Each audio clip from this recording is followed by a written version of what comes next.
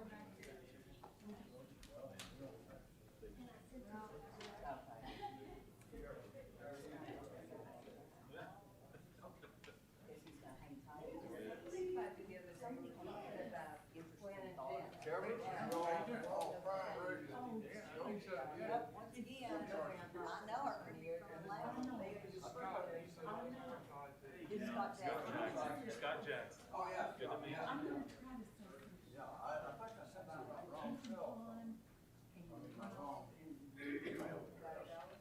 I got, somehow, I've got two, but anyway, I don't hardly monitor the one that I sent you, but my phone. This is time. This is time. Address. Send me your printing. Okay, yeah, I will do that. All right, if we'll go ahead and get this August 20. Hello?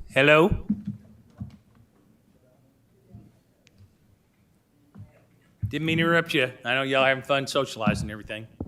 That's a hard thing to do nowadays in this. But anyway, I'll call the Washington County Planning Board August 26, 2021 meeting to order. Roll call, please.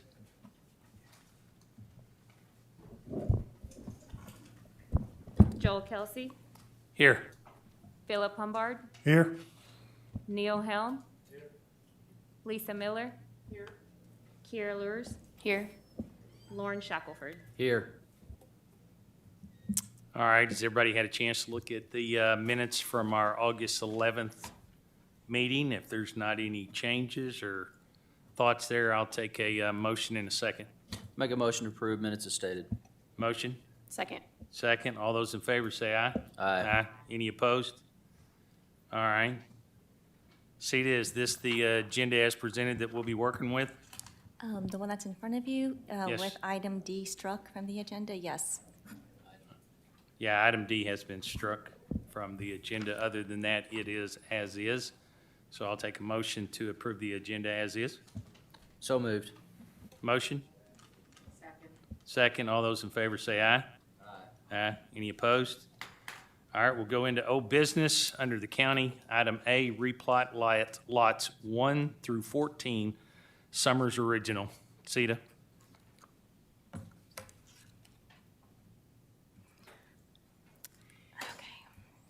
So there were some questions and concerns in regards to vacating a railroad right-of-way at the last planning board meeting on August 11th. Hopefully, we'll be able to answer some of those concerns and questions tonight. So this is just kind of my version of the project. So Summers is an unincorporated community that's located within the western portion of the county. The name Summers comes from one of the original postmasters for the area, Mr. John T. Summers. And prior to being known as Summers, it was also known as Coon Creek. Summers is also approximately 2 miles east of the Oklahoma border. According to FayettevilleHistory.com, the Ozark and Cherokee Central Railroad started construction on a branch line that would connect Fayetteville and Okmulgee, Oklahoma. The line was used for freight and passengers alike. This railroad also went through smaller cities and communities, including Summers, Arkansas. This is the train depot in Summers. The image is care of the Shiloh Museum of Ozark History. So the railroad was originally owned by the Ozark and Cherokee Central Railroad. In 1903, the OC&C leased the line to the St. Louis San Francisco Railroad, also known as the Frisco. In 1907, they sold it to the Frisco. And this is where it gets a little bit cloudy. Many Arkansan historians state that the tracks were pulled up during World War II. The tracks were then repurposed for the war efforts. At some point, Frisco sold its lines to the BNSF or the Burlington North Santa Fe. It's not clear if the BNSF was the one to abandon the railroad going from Fayetteville to Oklahoma or if the Frisco did. But regardless of who did it, the abandonment did take place and the tracks were pulled up.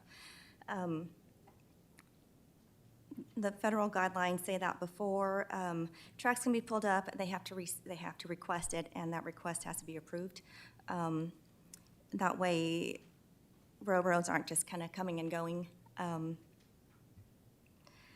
So this is Summers, the Summers original plat with the current aerial imagery underneath it. That really long arrow points to the railroad and its right-of-way. And this is, again, current aerial imagery. That box is essentially the railroad right-of-way and where the railroad would have been. In the upper kind of right-hand corner, that is our subject parcel. That is block 14, lots 1 through 14. I'm sorry, block 13, lots 1 through 14. So again, this is what the applicant would like to do.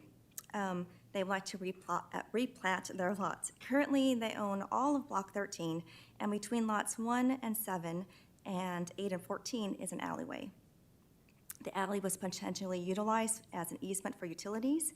Along the western border of this block is an undeveloped road known as Arkansas Street. Along the southern border is another undeveloped road known as Ozark Avenue. And to the south of Ozark Avenue is the abandoned railroad and its right-of-way. So the applicant wants to absorb all this abandonment that runs in between its lots and along its borders. The existing parcel would grow by about an acre. This minor subdivision request is contingent upon the applicant petitioning and receiving approval to abandon the right-of-ways and alleys from the county judge and potentially the quorum court. In regards to whether or not a railroad right-of-way can be absorbed, it can. So when the holder of an easement abandons its use, the easement is no longer encumbering the land. The easement would then revert back to the property owner. In this case, there is no private ownership of the right-of-way. Jurisdiction of the right-of-way would belong either to the county or to RDOT, the Arkansas Department of Transportation. And staff is still awaiting word from RDOT if this is within their jurisdiction. If it is, then the applicant would need to seek abandonment through the state. Once the county and possibly the state have given permission to vacate the right-of-ways, streets, and alleys, then the applicant would have full approval of this replat. Hopefully this answers some of the cloudiness from last time. Knowing that there is further permitting and approval, staff would still like to recommend approval of this project, contingent upon the applicant receiving permission from either the county and or the state. Any questions? Any other questions for Sita? Is the applicant in here and would like to speak in reference to it? Anybody in the audience want to speak to this particular issue? All right, then I'll bring it to the board.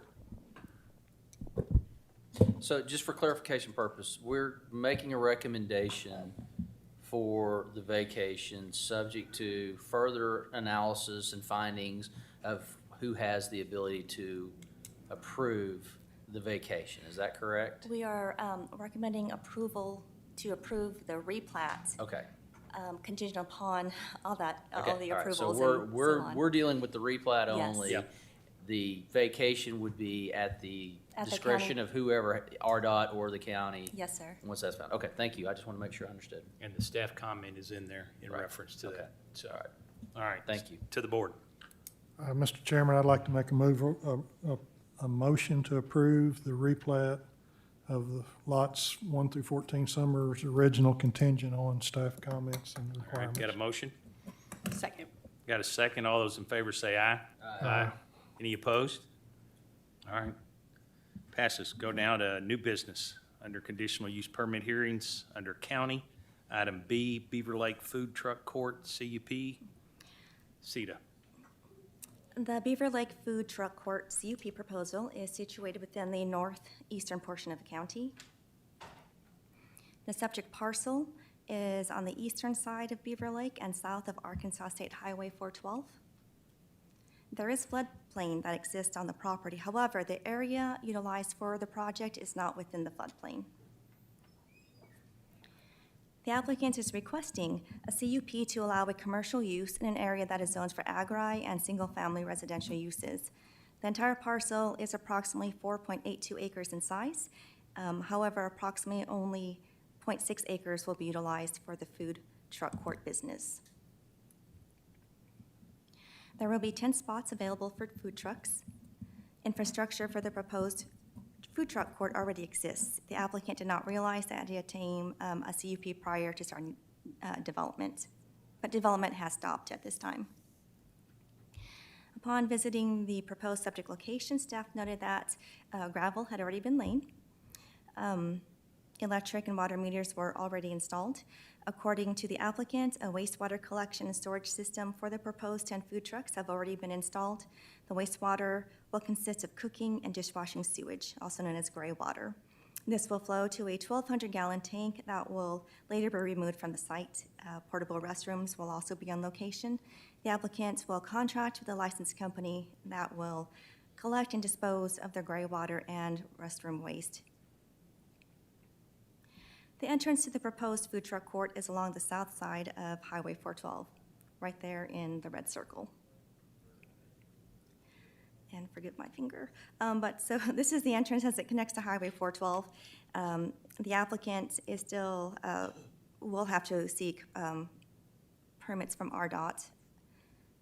And this is the gate that basically I couldn't cross. But this is looking down at the entrance to the food truck court. This is the site distance looking west on Highway 412. There is a median that separates the east and west traffic. So there is only one entrance, which is on the south side. And this is looking east along the highway. So in the red there, the site plan details parking along the edge of the gravel area. There will be room for approximately 27 parking spots. In between the food trucks and the parking area will be picnic tables for those who wish to dine in. The subject parcel is in red.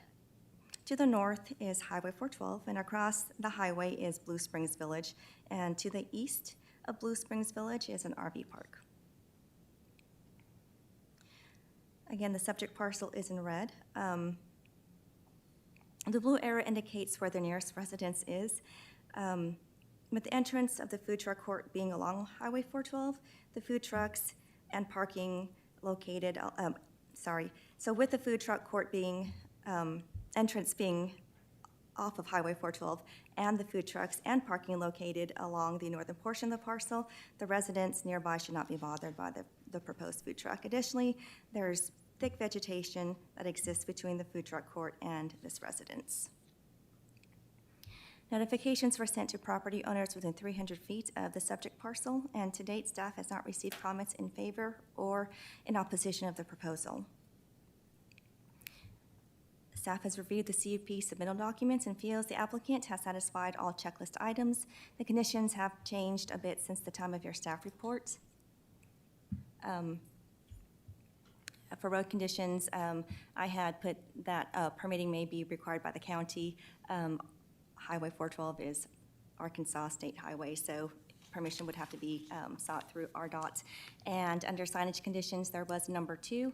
I removed that because the applicant would like to seek permission through RDOT to place a sign within their right-of-way. Any questions? Yeah, I got a couple, CETA. Mhm. There's only one entrance, right? Yes, Okay, and that'll be from the highway. yes.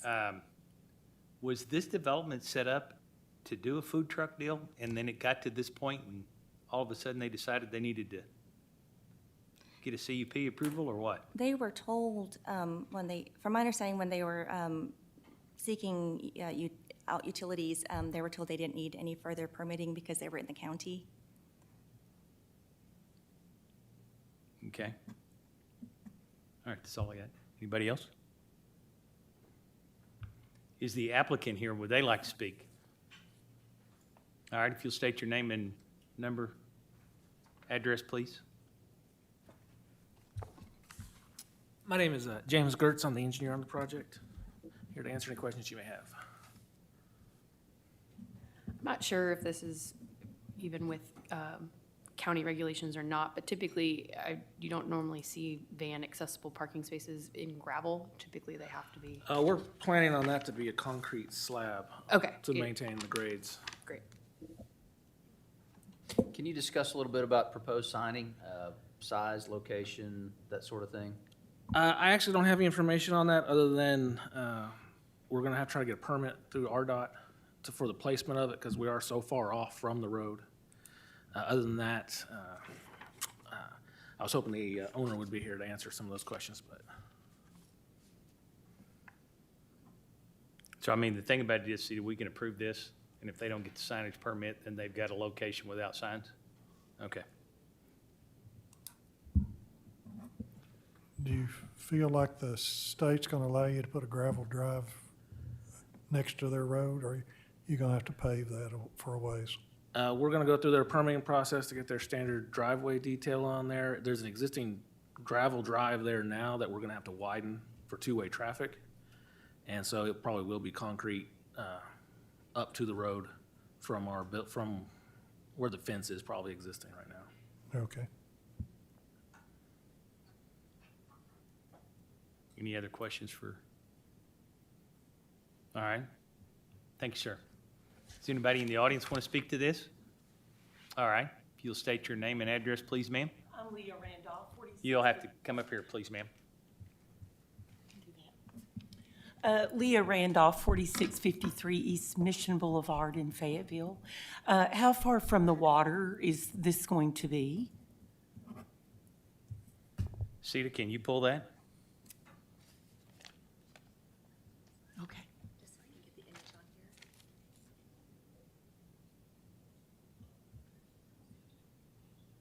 James, do you know how far? Yeah. Thank you.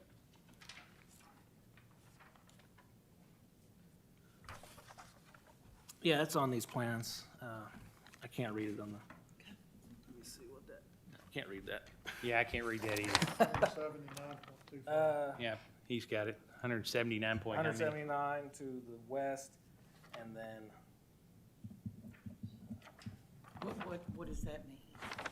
Feet? yeah. So, that's it. yeah. Okay, so what That's is- from the edge of the property, right? No, that's from the gravel edge The to, gravel edge to the water. to the water Okay. edge. Okay, To the property, okay. and so you're gonna be, Yeah. you're going to have how many food trucks there? 10. What- 10. And they're gonna have their own sewage and everything there? Yes, there'll be a collection, wastewater collection Okay. system. And then the trucks come in and they've got oil dripping out of them if they're not maintained properly, and that drips down into the earth and it drips down into the water.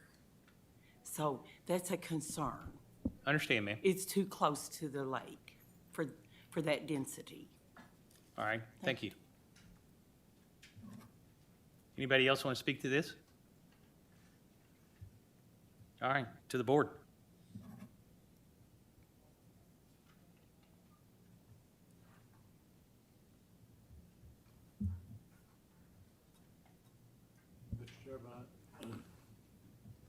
Mr. Chairman, I move that we approve the CUP request on Beaver Lake Truck Food Court, Would that be subject to, subject to the staff. all right, we got a motion? Second. Got a second? All those in favor say aye. Aye. Any opposed? All right. Approved unanimously. Next item is Springdale Planning Area. Item C, Springdale Public Schools Solar Park Facility, CUP. Sita. So the Springdale Public Schools Solar Facility CUP proposal is located within the northeastern portion of the county, actually just down the road from the food truck court. The subject parcel is accessible from the south side of Highway 412, and it is currently vacant. The applicant is requesting a conditional use permit to allow the development of a solar power facility in an area that is zoned for agri and single-family uses. Should the CUP be approved by the planning board and ratified by the quorum court, the applicant will then return for large-scale development review. The subject parcel is being leased from the Springdale Public School District and is approximately 23.33 acres in size. Around 15.08 acres will be fenced and utilized for the solar facility. The proposed solar facility is bordered along the eastern side by the school and pasture. The area also contains poultry houses and other smaller commercial entities. The facility will operate on a 24-hour-a-day, 7-day-a-week schedule. Personnel will typically not be present. This type of facility does not require plumbing or septic or sewer. The facility does not generate noise or produce trash or waste. The solar structures will not exceed 10 feet in height. There's little disturbance when installing the structures. The arrays are designed to absorb sunlight and not reflect. The panels tilt on a center axis that tracks east to west, going from negative 50 degrees to 50 degrees. The perimeter of the facility will be fenced in 7-foot-high chain link fencing. The applicant does not plan on slats or privacy fencing at this time, but is open to such conditions should the board require it. A chain link double swing drive gate will secure the facility from random drivers and visitors. This is the site distance looking west along Highway 412, and this is looking right or east. Property owners within 300 feet were notified of this project, and to date, staff has only received one email inquiring information about the project, but they did not state if they were against or in favor of the project. Staff has reviewed the CUP submittal documents and feels that the applicant has satisfied all the checklist items. The conditions of approval have not changed since the time of your staff report. Any questions? Any questions for Sita?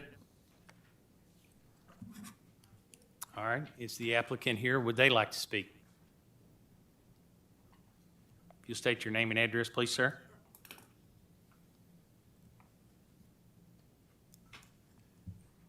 Matt Irving. I'm with Today's Power, the developer, and I'm just happy to answer any questions the board might have.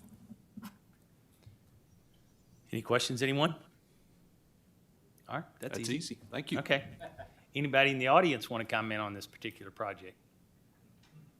All right, to the board. Mr. Chair, I think the only questions that I had was more along the lines of potential fence and landscaping, and I think it's better to deal with that at the large-scale development. So I'm gonna go ahead and make a motion for approval of the conditional use permit as stated, subject to staff comments. All right, got a motion? Second. Second. All those in favor say aye. Aye. Any opposed? All right, passes.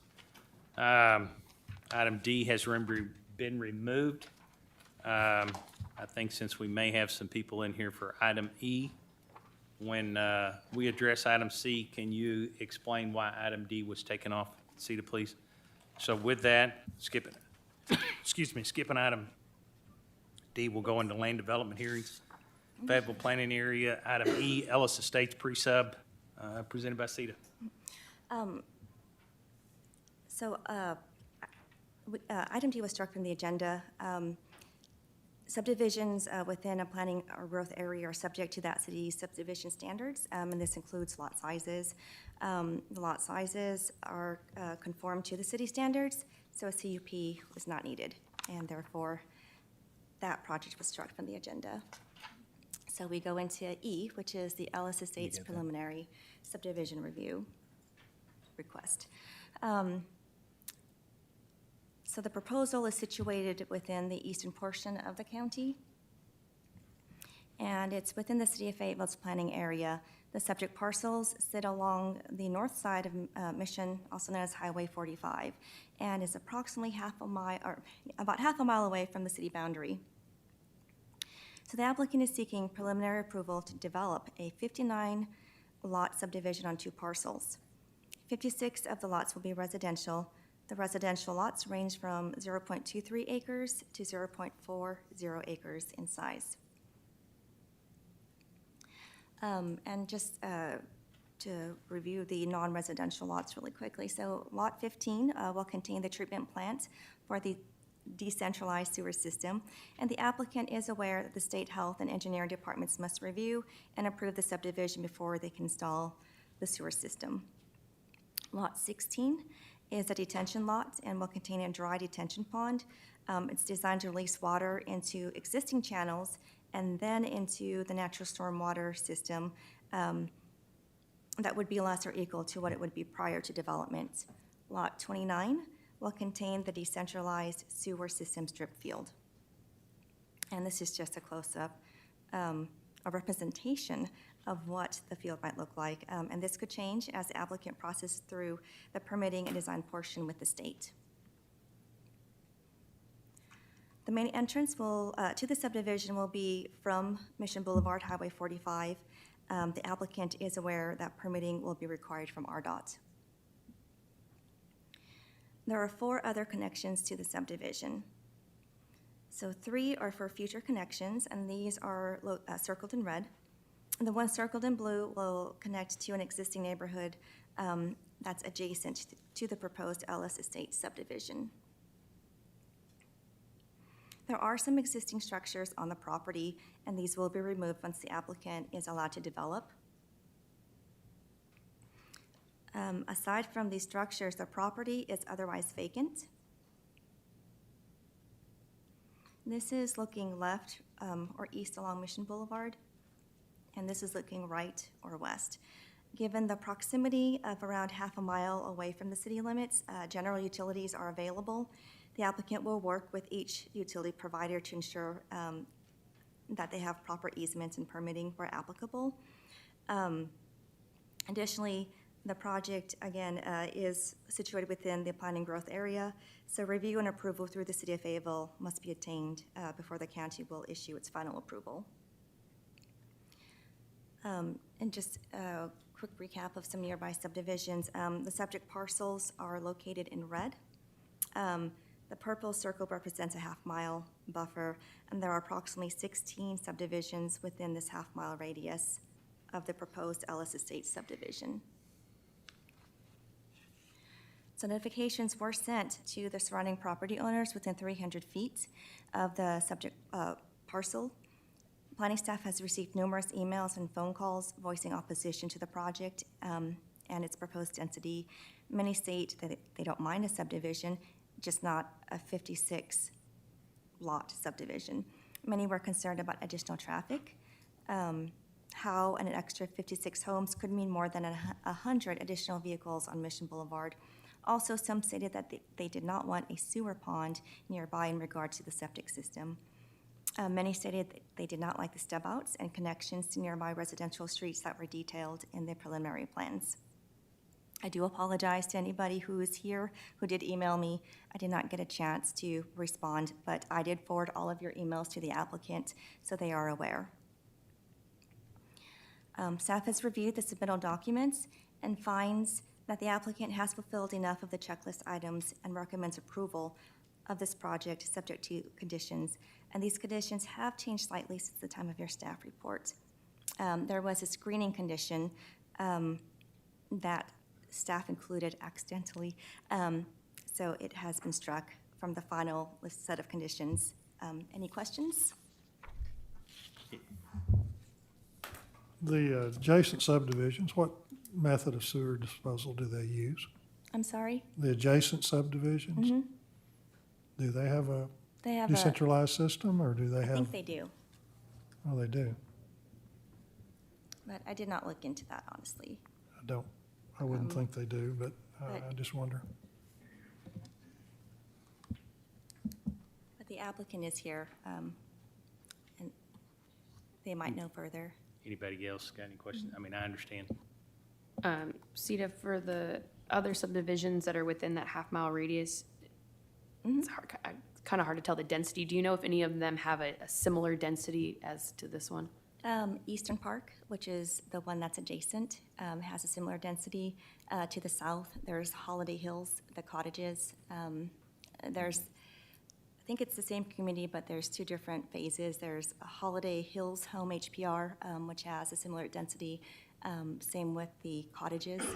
To the north east, Sloan Estates, there are some lots there that have a very similar density.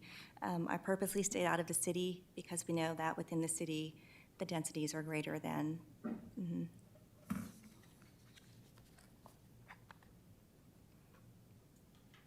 All right, any other questions for Sita?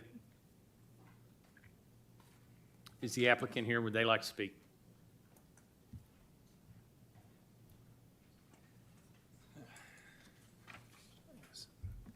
George Duquesne with Balloon Associates, and Cito, you took some of my thunder. So the Holiday Hill subdivision was created in 1960. I just looked today, and it's like the smallest lot in there is about 0.29 acres. It's right within range of what we have, and that looks like a 20-lot subdivision. Eastern Park subdivision does have a decentralized sewer system. I'm not sure who asked, but that is a decentralized system exactly like this one. In fact, we got the idea for this decentralized system from that project. The only difference is their decentralized system is actually a little further north than ours. Ours is going to be right up against Mission Creek or Mission Boulevard. Wanted to let you know this has gone through the City of Fayetteville. So we have actually got an approval from Planning Commission at City of Fayetteville, not Engineering Department yet, but Planning Commission has approved the project in its current state. There have been some questions as part of the Planning Commission or the Fayetteville process. We did have a lot of public input. One of the questions was, is there any kind of springs in the area? Wanted to let you know, after a search of the National Water Information System provided by USGS, it doesn't look like there's any active springs in the area. So no potential impact from our sewer system into a spring or available spring that might be under there. Also, Mud Creek is close. It's about within over 100 feet away from the north side of our property line.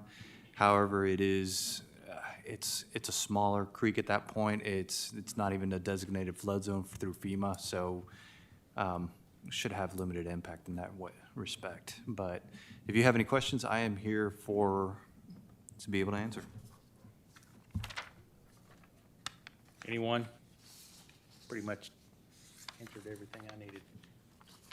Mr. Chair, I'm sorry, I did have one question real quick. The stub out that ties into the existing subdivision, what subdivision does that tie into? So that is actually Eastern Park subdivision, and further, City of Fayetteville collected over $9,000 from the developer of that subdivision to be able to connect to it with our subdivision, basically. Okay. So they're actually making us connect to that subdivision. Okay. Thank you, I appreciate it.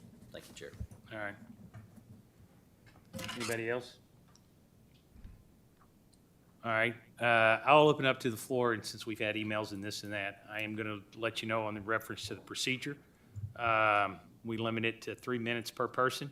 If you're speaking on behalf of a group, you're allowed 10 minutes. So please be respectful.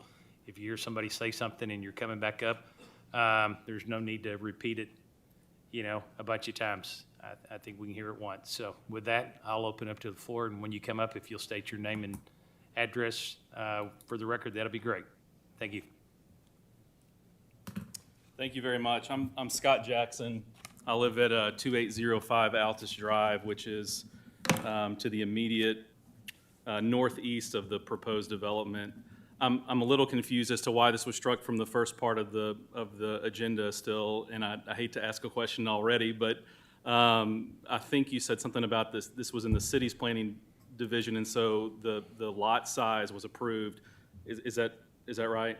Yes, sir. That's not my understanding at all. I've been to every hearing on this development since the beginning, and it was all hinged on the idea that the county has to approve something less than 1 acre. So I'm very shocked to hear that. That has not been the representation made to anybody to this point. I do have a lot of concerns about this development. I am not opposed to a development at this particular location. I'm opposed to this development at this location because it is too dense. These are quarter-acre lots. This is 56 homes. This is going to be 150-plus people by the time you put families in there. We're talking about 2+ cars per home. We're talking about an overtaxed Highway 45 as it is, and if you don't believe me, come sit at the end of my road tomorrow morning for school. I leave my house at 7:05 to drop off 2 kids at Vandergrift and McNair, and it takes 40 minutes for me to drop them off and get home. It is a significant issue. My neighbors and I, we have 1.5 acres. I guess I missed out. I should have asked for a conditional use permit. I could have put 6 homes on my lot, but there I am with 1 and my standalone septic system that's in accordance with the county and the state regulations. This particular subdivision, we're talking about being, yes, within 100 feet of Mud Creek. Mud Creek is a significant creek to the city of Fayetteville. There is a trail that's named after Mud Creek that flows through our city. So to hear that it's been downplayed to just simply a small stream with no impact is pretty shocking for me to hear. The last thing that I want to say, because I do know I have 3 minutes, is that I have been to literally every meeting on this particular subdivision, and I have probably spoken at each one of those. What I find very interesting is that the people who are here, who you're going to hear from, are the neighbors who are going to be actually impacted by this thing.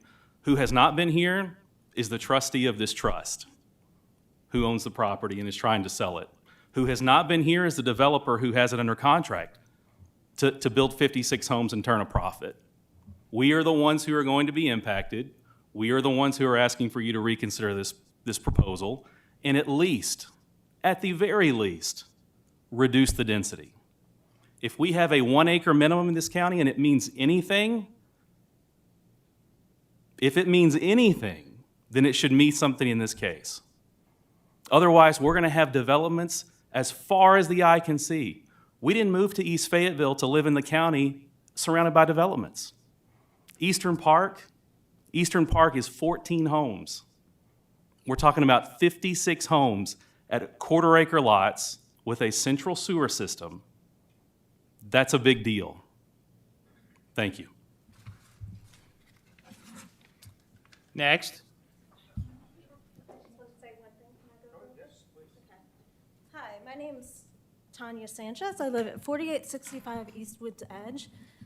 One of the developments that's shown here as having density is not actually developed. There's only 1 home on it. It was platted to be a neighborhood, and no homes were built on it. There's only 1 home built to the back. So I would ask you to please look at that and consider that.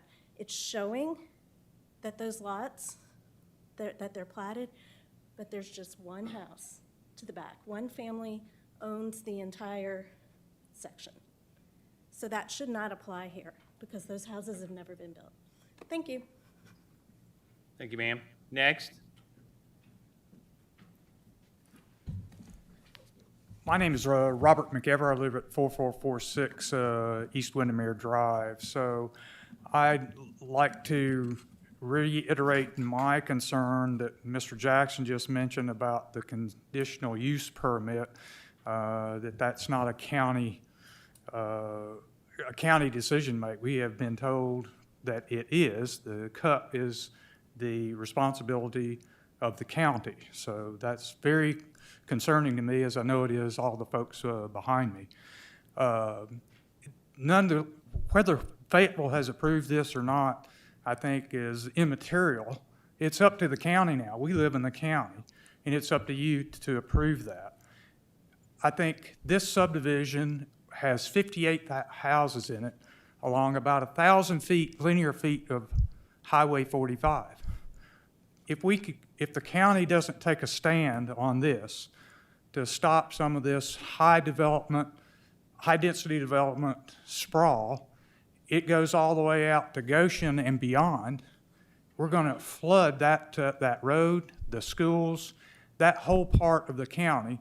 The people that live in that part of the county will lose a lot of the quality of life that they have now. So everywhere you go in Northwest Arkansas, this is a huge concern. We got a great community. You know, it's growing. That's great. but it's got to be done in a smart manner. And I know you know that. This is not a smart development.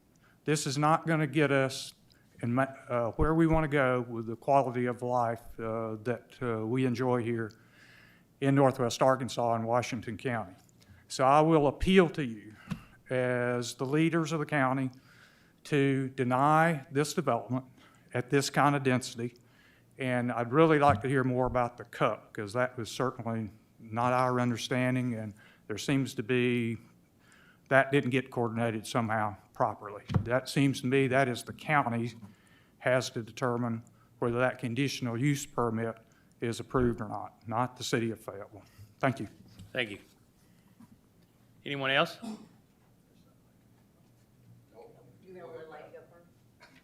Thank you. I wasn't planning on speaking tonight. That was my husband in front of me. I was going to let him do the talking, but I'm going to appeal to you as a mother and hopefully a future grandmother. My name's Beth McEver. I live at 4446 East Windermere Drive, which is Eastern Park. Originally, I was told that that neighborhood started out at 19 lots. Our developer of our neighborhood got denied that by y'all, I guess, by the county, to 17, and then it's down to 12. And I actually don't think the front 2 lots will ever be to have houses put on them. We only have from where that street that supposedly going to cut through to Ellis Estates, there are only 4 houses, and we're on a 3rd-acre lot. From that, where the neighborhood starts for Ellis Estates to where you turn onto Broderick, which is the street that goes out to 45. There are 13 children on that little section and 8 houses currently, several of them tiny, little kids that play in the street. I can only imagine when you get 56 homes in there and let's say 112 cars minimum, how many of those do you think are going to cut through that little section? Several, not just 2 or 3 houses. It'll be whoever can't get out on 45. When school started last week, the traffic from Vandergrift and McNair was backed up past Sun's Chapel. I don't know if y'all are familiar with, and it was stopped. And so that's a 2-lane road, no shoulders. Emergency vehicles, I don't know where you go if you got to get out of the way for one.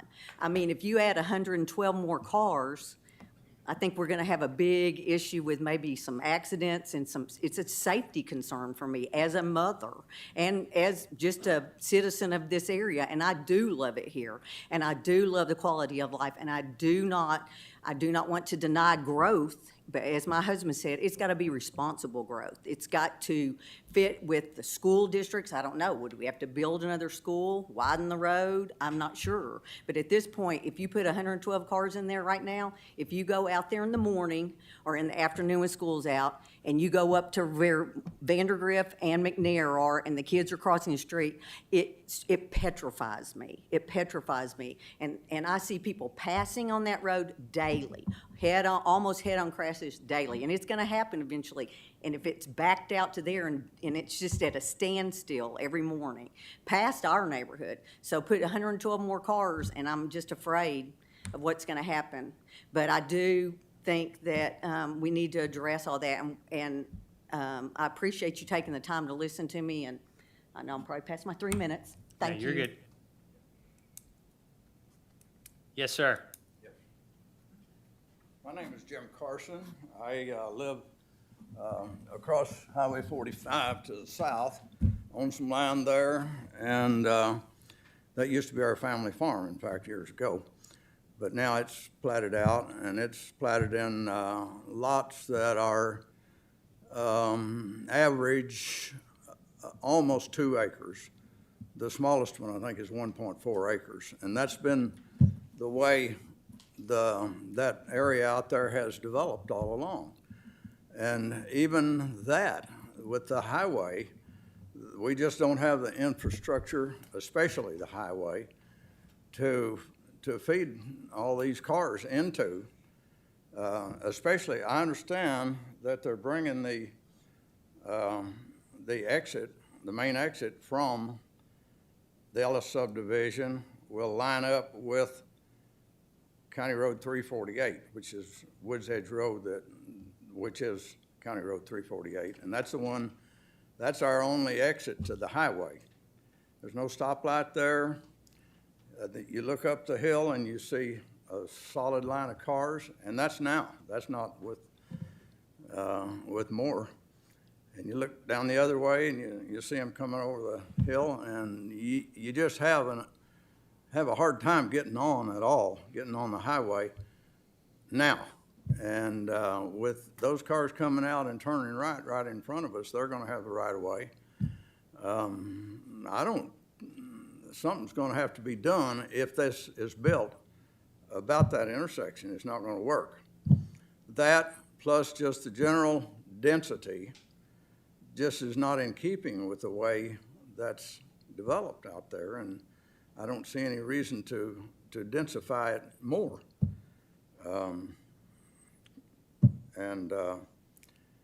The other thing, of course, is the proximity to Mud Creek. I don't think that putting that sewer effluent out right there basically into Mud Creek is going to fly. I just don't see how that can work. So that's all I have to say. Thank you, sir. Anyone else? Yes, sir. Name and address, please. Hey, how are y'all? Good. I'm Sam Roach. I live at 4480 East Trough Spring Road, which is borders the proposed development by about 900 feet directly to the west side. I've sent a couple of emails, and I appreciate you taking the time to look through those, so thank you for looking through that. I've got a couple things that have not been addressed and some things I'll add context to. First is the notices and the way this has happened. So I have not been to every meeting. I went to the first meeting of the city that I received a notice on. At that particular meeting, it was tabled, and so we can go back and look at that, but it was basically tabled pending county approval. I was unaware of the previous two meetings or the planning commission that I never received, the city board where it actually passed. I never received notice of those. I had no clue of that until I was notified by a neighbor who knocked on the door, making sure I was aware of the development. So I said, yeah, of course. I went to the first meeting, they tabled it, I'm waiting on my notice for the next meeting. The narrative the whole time is that this has been a county thing, and then now we get to the county, and the conditional use, which I framed essentially all of my opposition based around those conditional use criteria, are now irrelevant. So I think the way the notice and the process has been incorrect. Just the comments have been made on lot size, just for the record. The lot size, when you average all of the lots minus the retention pond and the drip field, is 0.27 acres per lot, okay? Eastern Park is 0.38. That's 41%, okay? 41% is a meaningful number, and I don't see, since that ties in, how it must at least meet or exceed that size. It just doesn't make sense to me. Traffic on 45 has been addressed well. What has not been addressed is traffic on Oakland, Zion, and Skiller. So everybody that doesn't have a kid to drop off at Vandergrift cuts up Oakland, Zion, and then they turn on Skiller. And if you go there tomorrow morning on Skiller, you will see probably, depending on how long you're there, but on a normal commute, 4 to 8 people cross double lines on Skiller, and the ones that are turning left, which is the majority, to turn south on crossover. Instead of waiting to turn north or crossover, to get to that turn lane to turn left, they will cross double traffic, drive the wrong way at 70, 80 miles an hour to try not to have a head-on collision to be able to turn left. So Skiller and Oakland Zion are overloaded with the overflow traffic from the backup that we have at Vandergrift. And so those are major issues. Another issue for me personally, and our property of the 900 feet that we share, is the drainage plan. So having lived there since 2016, despite a nice-looking drainage plan, having lived there through several large rainfall events, I see no way that is not going to cause extensive erosion to our property, which is the lowest part along that eastern edge. That's why there's a ditch that has been there for many years. And so once that ditch is filled in, I see no way in how that's not going to cause extensive erosion and drainage. And I'm sure I'm probably past my 3 minutes here, but I appreciate your time, and I really appeal to you to consider these complaints. So thank you. Thank you, sir. No, we're fine. Is there anything I need to add? We're good. Next.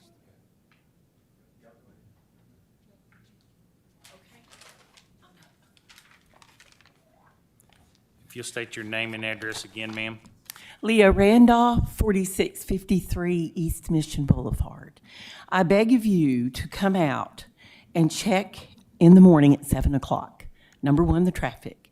And then also, I beg of you to come over and look at that beautiful piece of property. They are going to dam the pond in. They're going to fill the pond in.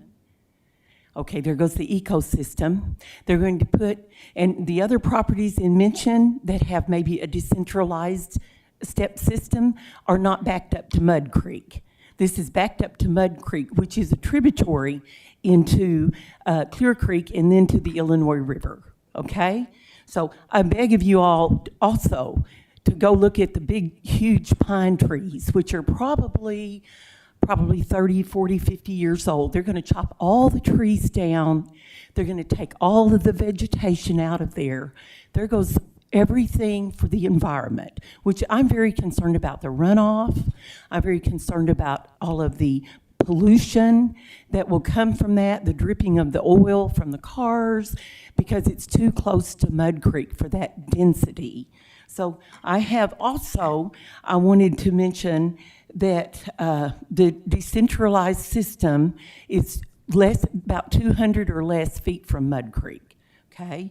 And then the other thing is it all single-family homes, or is it some condos and townhomes? We never got that answer at the city. And the other thing, the city did not approve this. They sent it over to you guys because they said it was not part of their jurisdiction. It's rural agriculture zoned, okay? So they did not approve this. They sent it over here. They said, you guys, the county, would need to take care of this. So I have something I'll read real quick.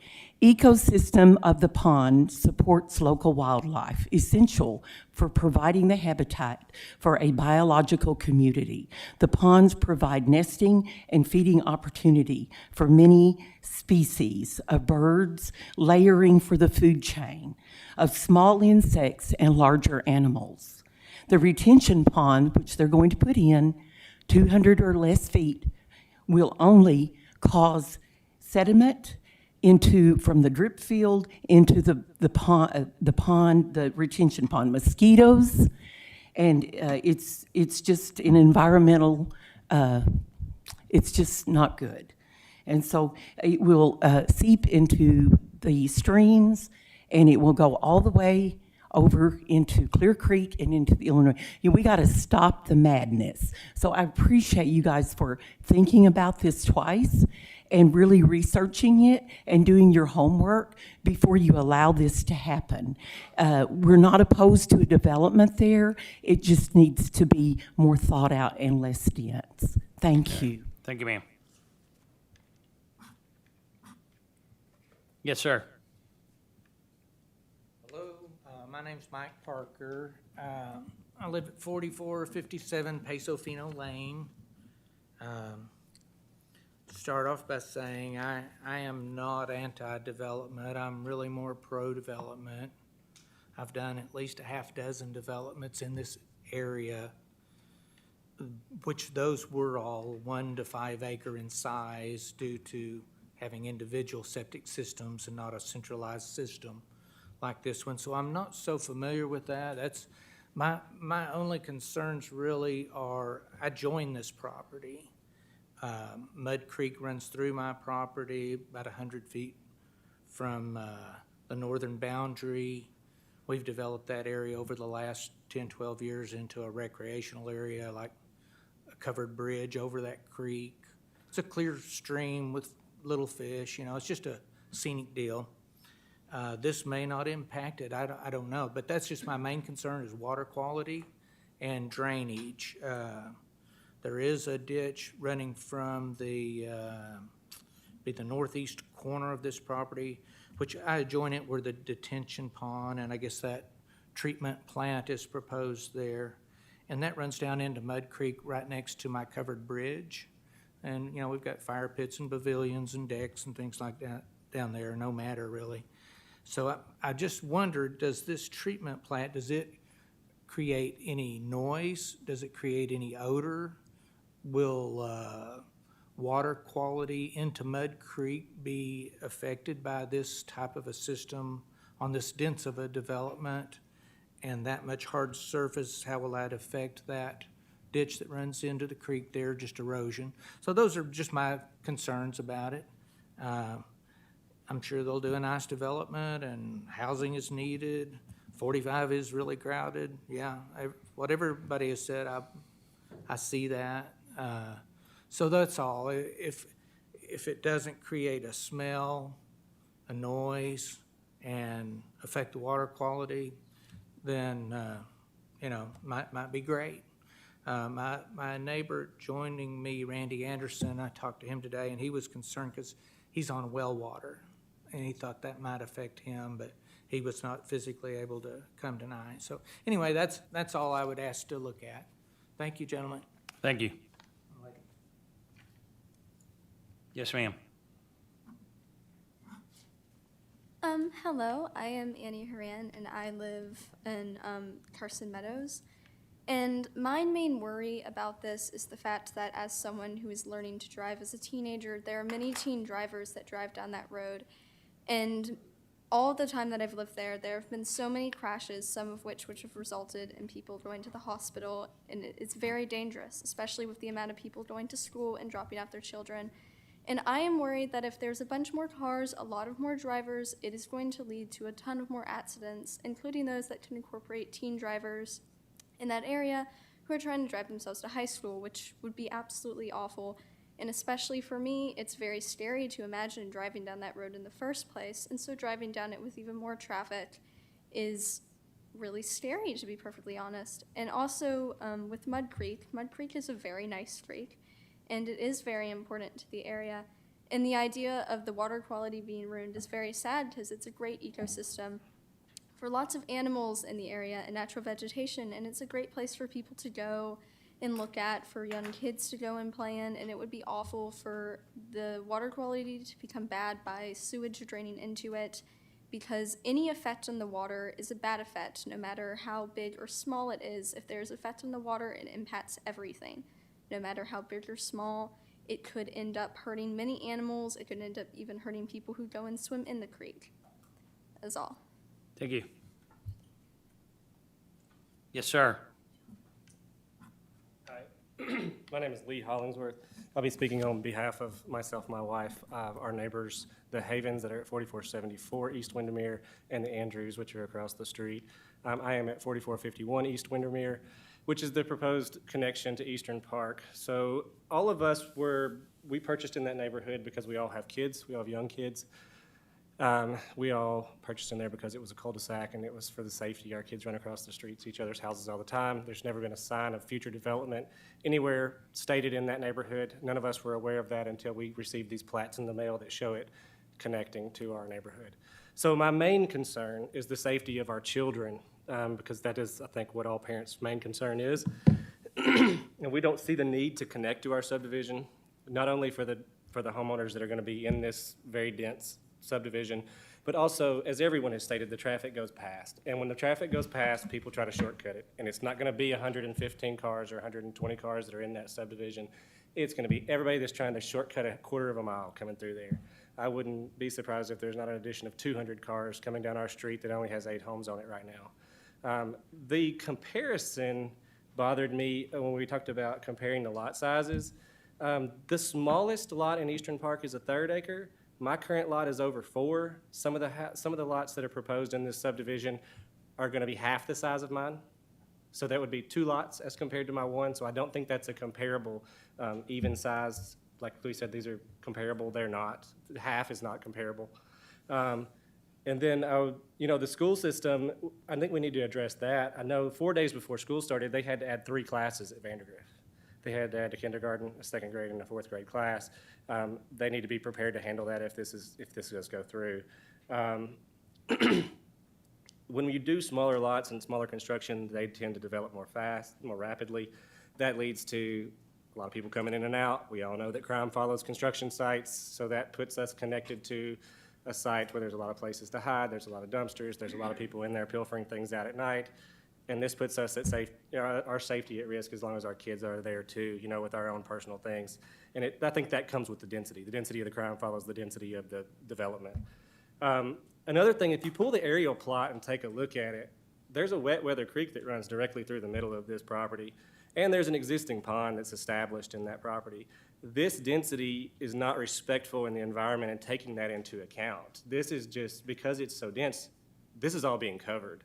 So you've got the drainage that is a natural drainage way now being funneled over the asphalt and down through the storm drains and into this retention pond. If you also look at the aerial footage of the plat, you will see that the largest area of old growth timber is right there where that retention pond sits. So you're going to take out the largest section of old growth timber to put in a retention pond, which is going to catch all the water that would have gone into the ground and been filtered. It's now catching all the oil and trash from the street. It goes straight through the retention pond, and that retention pond empties directly into Mud Creek. There is no buffer zone. So I don't think that's a good impact right there. I think that may need to be rethought and maybe moved further away from there so that there's some type of ditch or system to pull out some of these impurities before they are just spilled directly into running water. I do think that is a major concern. And it should be addressed. I also feel like that the city, if the city said that they've approved these lot sizes, they never said that. They always said that this would go to you. So if that's the impression, this needs to be sent back to the city, because they confirmed with us through every meeting that we have been to that they had no control over the lot size because it was a conditional use permit through the county, that we would address all of those concerns when we were here at this meeting with you guys. So that, I think, is the main thing that needs to be addressed, is if you're under the impression that they have approved that, they are under the impression that it's coming to you to be approved. So there's a major discrepancy there, and I think that we all need to be on the same page there before this just falls through a big crack. That's all I have to say. All right, thank you, sir. Anybody else? State your name and address, sir, for the record, please. My name is William Clark, 4295 Trough Spring Road. I have to say that we agree with everything that's been said here in opposition to this development. One item that has not been addressed regarding the stub outs shown on the plats. One of those stub outs is set up for future development, or future expansion or extension. That extension would go on to Trough Spring Road. Trough Spring Road is not a developed road. It's not a county road. It's not a city road. It's a road that was put in by private citizens, maintained by private citizens. 9 feet wide at the most. It would never stand future development because of the steep banks on each side of the road. And it's just not built and cannot be no feasible way to build a road. And all of the neighbors, the people who use that road, all the six or seven residents on that road are strongly opposed to this whole thing. Also, in regard to the density, we're also opposed to the density. But that's been well covered by the people who spoke before, and as I said earlier, we agree completely with everything that's been said here in opposition to the subdivision. Thank you. Thank you, sir. Anyone else?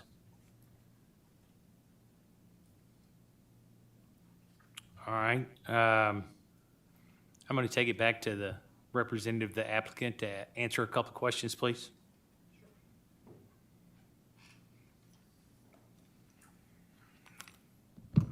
Single family only? Yes, single-family homes. And that was brought up in Fayetteville as well, so. All right. Ma'am, noise level of the decentralized unit? You got any idea? Not at this time. It's in the process of review, but it would be no noisier than a small lift station might be. Okay.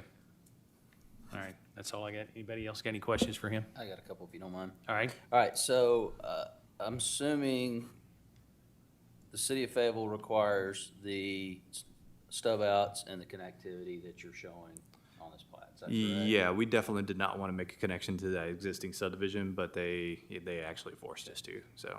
And I assume also that the city of Fayetteville is making you comply with their stormwater runoff ordinances that they have on file as well? That is 100% correct. The only thing that they don't make us comply with is the water quality feature, because it's outside of the city limits, but that's pretty standard. Okay, all right, thank you. Anyone else? All right, Brian, can you explain the CUP thing, please? Yes, so the question came up today as to the issue about the lot sizes. I think CETA posed a question to my office, and I have it pulled up here on my computer. So as it stands, just a little bit about how this works.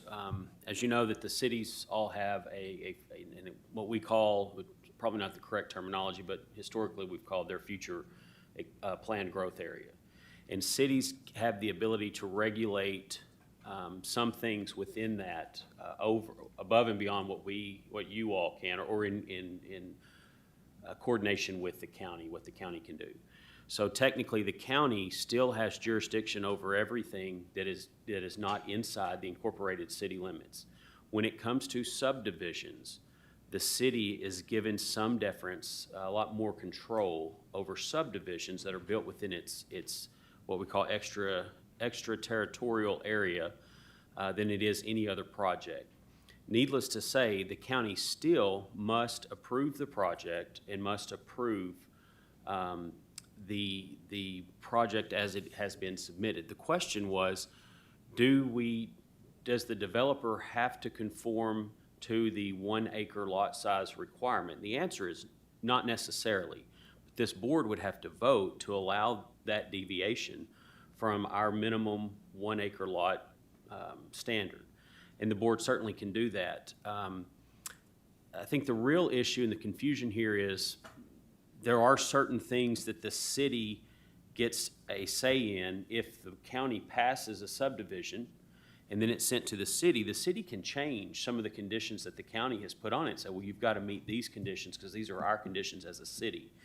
The reason for that is, the thought is that eventually these subdivisions are going to be incorporated as the city grows. And so with subdivisions, given the density of a subdivision and nature thereof, the cities have control over making sure that when the time comes, that they will be able to put these subdivisions onto the city sewer and water. And so right now, we're talking about sewer in a decentralized system because it won't be connected to city sewer. But at some point, as the city incorporates this area and moves out, and we all know that's what cities do, and that's what they're going to continue to do, and the city of Fayetteville is going to continue to move and continue to move. Eastern Fayetteville is the growth area of Fayetteville, and so it's certainly, that's where it's looking to move more than a lot of other places. And so as that happens, the city will have to come in and take into consideration. So the county can't just pass a subdivision on and say, well, city, you're just stuck with what we did. The city has some say in that. But, you know, like these guys, like everyone has stated, yes, you all have to pass this. You can very, very easily say, that's too many lots, we're not going to pass this. It doesn't go any further. If it doesn't pass here, then it's a moot point with the city of Fayetteville. And I hope that makes a little bit more sense. So anything that is done is well within the discretion of this board, but just know that it does have to be approved here. The developer has to develop this in conjunction with the city and the city standards, even though it has to initially get its approval from the county in order for the city's standards to come into play and go into effect. If the board were to deny a subdivision, then it's just a denial and it's a done deal until there's, you know, if it's redrawn or sold or whatever else.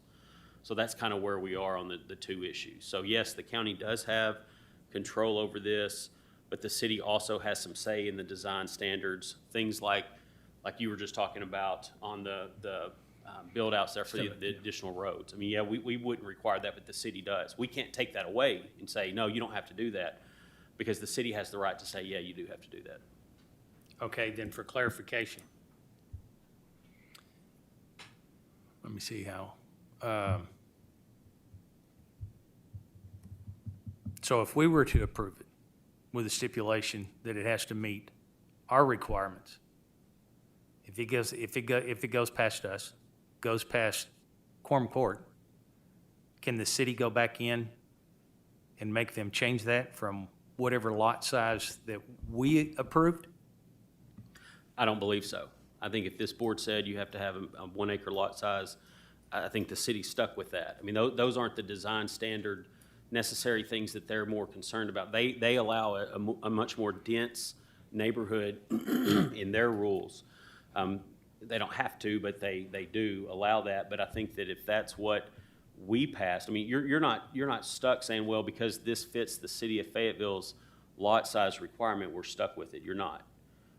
If the city, a lot of times when these come up, the question is the city okay with this? What does the city think? Well, the city approves. The city thinks the lot sizes are fine. That's where we get into it. It's not their be all end all. If we were to come in and they had come in and designed a 1/10 of an acre lot, the city would come in and say, yeah, no, that's not going to work. And so they would have that control. But if you know, as far as our size or the county's standards, you absolutely can say, yeah, this is too much. You need to change that. Okay. I just asked those and asked you that way. Hopefully there's a little bit more clarification in the room. Yes, sir. And on that same point, just for clarification purposes, if we decided we didn't want this to tie into the adjoining neighborhoods, if we decided we didn't want this to stub out to adjoining property, we can't dictate that because that's the requirement of the city of Fayetteville, correct? That's correct. They do have some say in what that design phase is. And so deference is given to them on some of those things because they've got a master plan and they have the right to have this built out to the way that it needs to be for their purposes, if that makes any, it's one of those, it's a conundrum type area. It doesn't make sense to me that they can dictate this and this, but then they send it to us for this. That makes no sense to me, but hey, it's beside the point. I'm sorry, I'm not trying to continue to beat this, but if we still have the ability to address the lot sizes, we do that in a CUP, correct? Do we even get to do it at a land development portion? That's more of a CETA question. And just to clarify on something, if you were to go in and say we don't want to allow this stub out, I'm not saying the city could come back in necessarily and change that. The city could kill the project and say we're not going to allow it as is. You get what I'm saying? They have to give approval. Because of where it is, the city has to approve of the project. We have to approve of the project. All in all, we all have to agree on the project, I believe, or there is no project. In my understanding, I could be wrong, and I'd be happy to look more into that. But they do have some say in the design because of where it is. Okay. Sita, then can you answer Kiara's question as to how we normally address lot size in a CUP instead of land development? Within the county, lot sizes have to be 1 acre per residential lot. If we were to address the lot sizes for the subdivision, it's my opinion that it would have to probably process through as a CUP. If we decided to take jurisdiction over the lot size. If we left it with the city, then the city determines it, but we would have to decide if we want to set the lot size for this. And then if we do, and 0.23 acres to 0.4 acres, if the density is too much, then we have to process through a CUP. Okay, let me ask this question then. I don't mean to interrupt. Let me ask this question then. Okay, we approved the agenda without the CUP. Mm-hmm. Is it possible for this board to vote to put the CUP back on? I mean, you'd have to suspend the rules and add an item to it, and I think you could, because that you can do that. It was already, notice was given. It wouldn't be like there was no notice. The issue here is what we got into, CETA had a question sent to my office. My deputy attorney reached out to regional planning, to Jeff Hawkins at regional planning. And the information we're getting was from Jeff. And Jeff was supposed to have been here tonight, but clearly something's come up and he wasn't able because he could explain better about how these two things coexist and what the rules are. He's really the expert. Right. On how this happens. I'm not. So I know enough to be really dangerous, but not to just be 100% correct when it comes to all of the land use laws and rules. So. All right, then I'm going to address it as this. I'll either take a motion to suspend the rules to add the CUP back, or I'll take a motion as a table. Unless everybody wants to vote on it. Mr. Chairman, I move that we table this item. All right, we got a motion to table. Second. You need to be specific about tabling till the next meeting? To the next meeting, Okay. yes. Okay, so we've got a motion to table this particular item till the next Washington County Planning.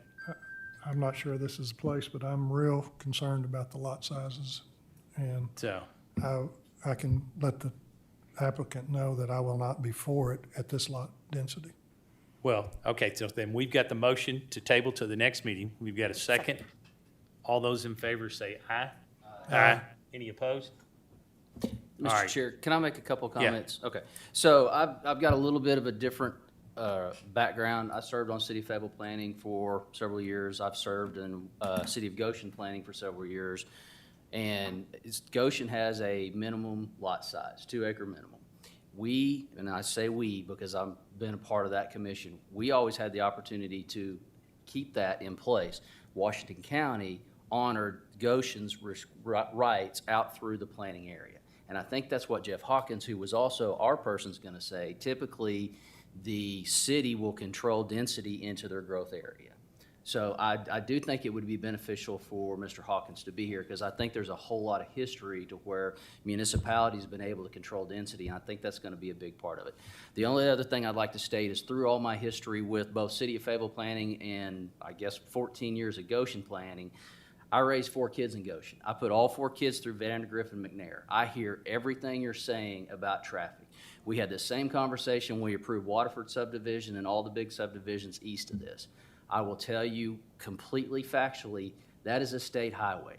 The City of Fayetteville, Washington County, City of Goshen, nobody had the authority or the ability to do any improvements on that highway.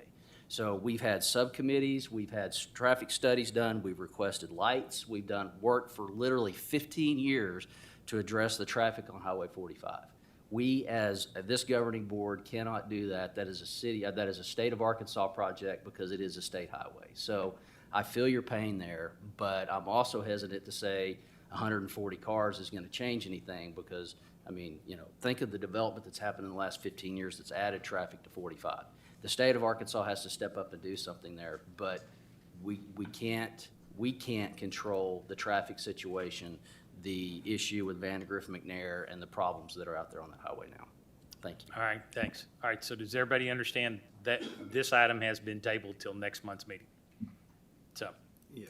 Can I just ask, is there anything I could provide between this meeting and next meeting, or are we just tabling to get Jeff Hawkins in? I would possibly go back, and this is just me, personal. I would go back and ask if the developer's willing to do anything in reference to lot size. I mean, I can't speak for the rest of the board, but, I've got an issue with it as well. So, that's the only thing I would suggest. Other than that, I think all the bases have been covered. All right. I just need a little bit of direction. I got you. All right, thank you. Absolutely, I agree with you on that. It's too much density, way too much. Okay. So, anyway. All right. Sorry, I'm Buckley Blue with Blue and Associates, so I'm kind of with George. Okay. Just a little clarification so we can go back to the developer. So the density at Eastern Park, which you guys approved 7 years back with a conditional use permit, was essentially 2 lots per acre, is what we were looking at when we pulled the conditional use permit.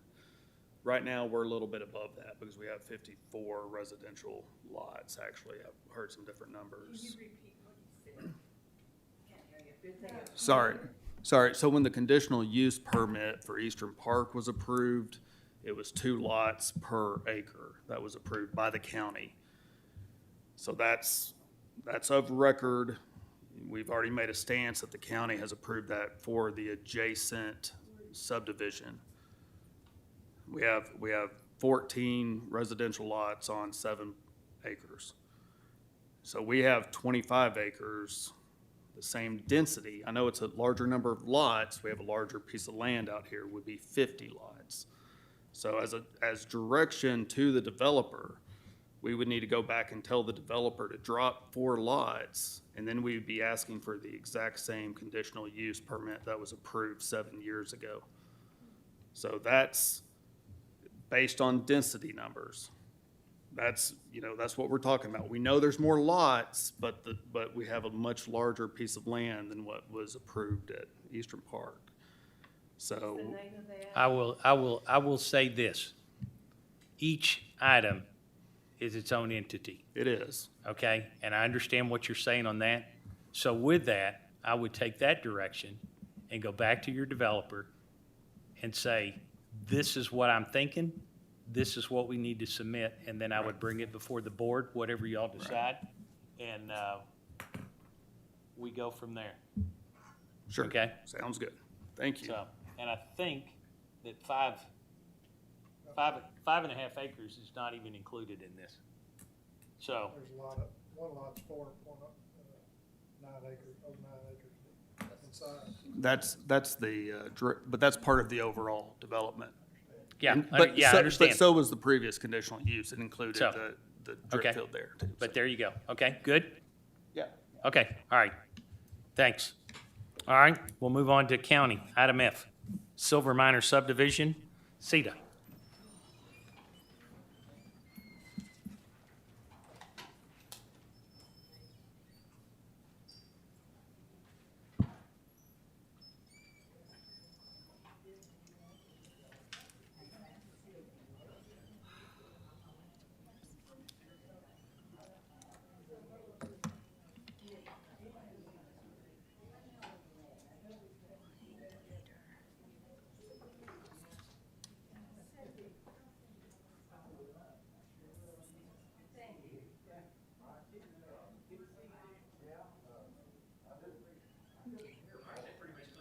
So, let her rip, CETA. All right, item F is the Silva Minor subdivision request, and it's located within the northwestern portion of the county.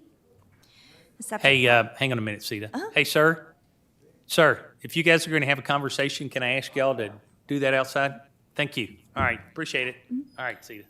The subject parcel sits along the western side of Harmon Road. The applicant is requesting minor subdivision approval to split a 3.63 acre tract into 2 smaller tracts. And this request does not meet any of their criteria listed in section 11-79B, which there's a list of administrative things that they would have to fulfill to get administrative approval, and unfortunately, they don't qualify for that. Tract A will be approximately 1.83 acres in size, and Tract B is approximately 1.8 acres in size. A soil analysis was conducted, and the soil for both tracts were found to be suitable for septic. Both of the tracts are currently vacant. This is site distance looking left or north, and this is site distance looking right or south. The property owners within 300 feet were sent notifications of this proposal, and to date, staff has not received comments voicing favor or opposition.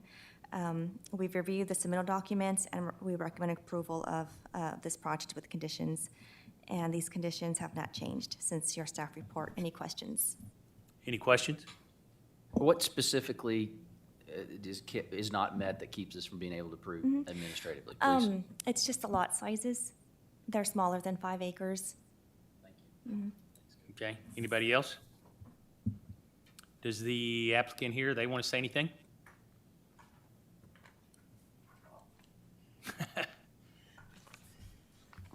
My name is Alan Reed. I'm representing these folks on this incidental or minor subdivision, and I really don't have any other comments other than what CETA gave to you. If you have any questions regarding the survey, I'll be glad to answer them. Anyone? Real quick, so there's road frontage on both of these lots, correct? Correct. Dedicated easement, Yeah, it's a county road. and then you've got dedicated utility easements as setbacks as well? Yep, we got setbacks, utility easements on all sides. Thank you, sir. All right. Anyone else? Anybody in the audience want to speak? All right, to the board. I move to approve the Silva minor subdivision, subject to all staff comments. Got a I'll motion second. And a second. All those in favor say aye. Aye. Any opposed? All right. Were you fixing to say something, Lisa? Yeah. Okay. All right. Item G, replat lot 5A Wheeler Heights subdivision. Item G, this request is situated within the northwestern portion of the county. The subject parcel is bordered along its south side by Wheeler Heights and its western side by Harmon Road. The applicant is requesting a minor subdivision replat to take Lot 5A and split it into 3 smaller tracts. The subject parcel is approximately 7.45 acres in size and contains a residence. This residence will be a part of proposed tract 5A1, which will be around 4.68 acres. Proposed tracts 5A1 and 5A2 will utilize access from Harmon Road. Proposed tract 5A3 can utilize either Wheeler or Harmon Road. Soil analysis confirmed that the proposed lots were suitable for septic. This is the existing driveway to the residence on Lot 5A. And this is looking, Oh, sorry, I was looking at the computer. I didn't even notice that. Sorry. this is looking, well, I have it looking left, but this is not left. This is actually right, or looking north. And then this is looking southerly along Harmon. Property owners within 300 feet of the subject parcel were sent notifications, and we have not received comments in favor or opposition of this project. We have reviewed the submittal documents, and we recommend approval with the following conditions on the screen, and the conditions have not changed since your staff report. Any questions? Anyone? I have a question. All right. Lot 2 and Lot 3 don't look right. Ellen, you've got .77 acres on Lot 2 and 1.00 acres on Lot 3, and it appears from the survey that it's substantially different in size. Mine says 1.77. Does it say 1.7? Yeah, in the, Yeah, on A the says top, 1.77, 1, and then 4.68, 6.8. 7.45. Hey, yours is kind of fuzzed out, is it? It doesn't have a 1 on it anyway. There's Yeah, mine. there you go. Okay, his is better. No question. Mr. Reed, you want to say anything to it, or? No, other than I'm Alan Reed representing Oh, there Mr. it Dugan is. again. If you look on Was there not a 1 on your plat? There should be a 1 on your Well, we plat. got 2 plats, Okay. one's kind of fuzzy and one's not. One of them Oh, doesn't have the 1 on it. yeah, it should be a 1.77 on 5A2. I just would add that Mr. Dugan has done quite a good job in cleaning this property up. It was an eyesore for years. He actually went in and had some power lines that traversed across the property removed, replaced, and put them along the road there. And he did a good job with cleaning up and adding this house to the back lot. And I just, if you have any questions regarding the survey, I'll be glad to answer. Is everybody clear on that, or? See, I was looking at the second page where it was I'd like to have a closer. correction on that 1 for the record, if you got one. Is the smaller picture, yeah, so the smaller picture to the top, you're saying it's different than the bottom, the next one? Yeah, I think it's a bad scan, the way that the one's not reading. If you zoom in on the bigger plan, you zoom in, you don't see the 1. Yeah. But I think it's a bad scan. Yeah. You can kind of see a dot that should be a 1. It's just a bad scan. Yeah, that's what I think. All right, any other questions for Mr. Reed? Okay, Ma'am, you didn't speak last time. You want to speak this time? Okay. All right, to the board then.